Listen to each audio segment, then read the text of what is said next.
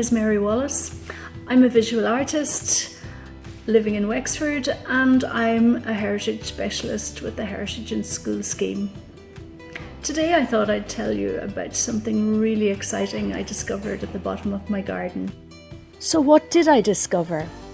Well, at the far end of my garden there is a little river, and there, lo and behold, I found a clump of wild garlic growing in profusion.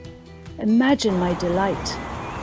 Also called ramsons, this is a native wild garlic and a truly ancient herb that has been eaten in Ireland for thousands of years.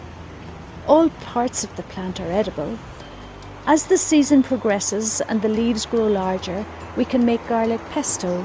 The pretty flowers can be used in salads.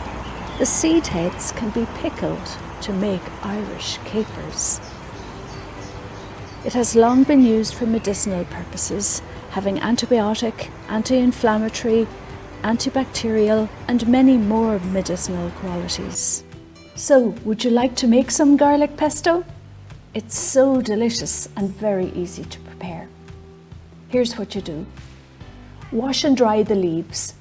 Blitz the nuts with half the oil. Add parmesan and blitz again. Add wild garlic leaves and with your food processor running, slowly pour in enough oil until you are happy with the texture.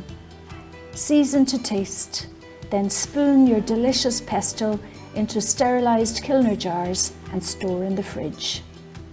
You can use this delicious pesto any way you like, with crusty bread, on hot toast or crackers, stirred through pasta, as a topping on potatoes. Let your imagination go wild.